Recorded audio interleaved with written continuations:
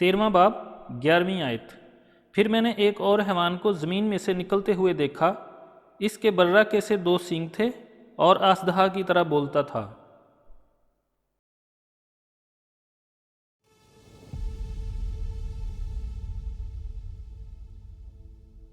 جس طرح سمندر میں سے نکلنے والا پہلا حیوان یقینی طور پر ایک سیاسی عالمی طاقتور شخصیت ہے، زمین میں سے نکلنے والا یہ دوسرا حیوان ایک عالمی روحانی اور مذہبی شخصیت ہے۔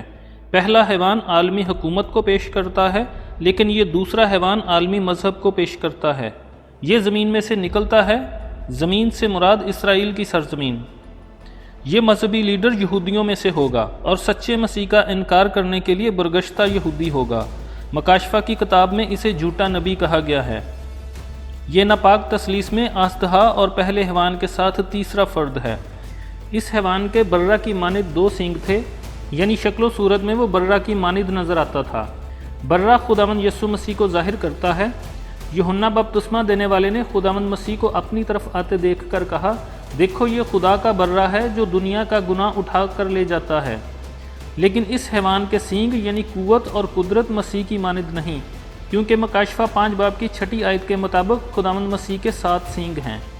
پس یہ حیوان شکل و صورت میں مسیح کی مانند ہے، لیکن قوت اور زور میں اس سے کم تر ہے۔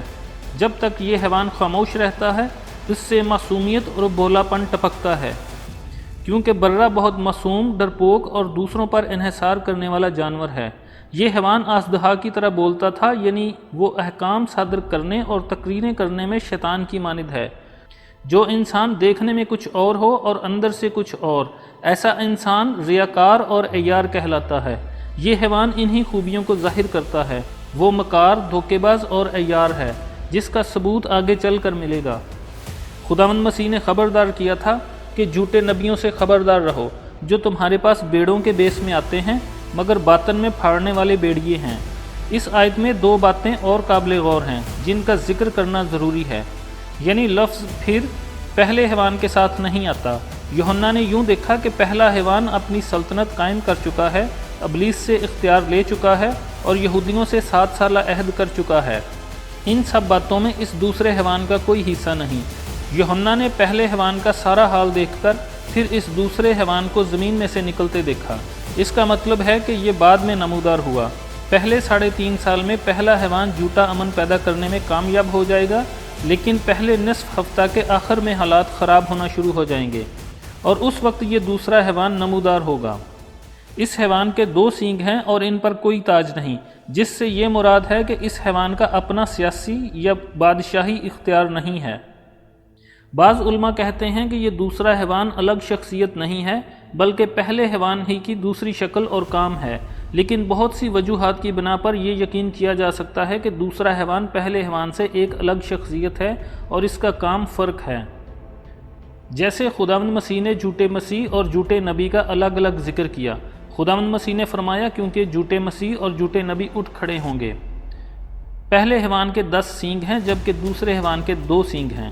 پہلا حیوان سمندر میں سے نکلتا ہے جبکہ دوسرا حیوان زمین میں سے نکلتا ہے۔ مکاشفہ 19 باب کی 20ویں آیت میں 2 شخص زندہ آگ میں ڈالے جاتے ہیں، یعنی مخالف مسیح اور جھوٹا نبی۔ پہلے حیوان کو اژدہا ملتا ہے اور اپنا تخت، قوت اور اختیار دے دیتا ہے۔ دوسرا حیوان اژدہا سے براہ راست نہیں ملتا اور براہ راست کوئی اختیار نہیں پاتا۔ پس یہ دونوں حیوان ایک ہی شخصیت نہیں بلکہ 2 الگ الگ شخصیتیں ہیں۔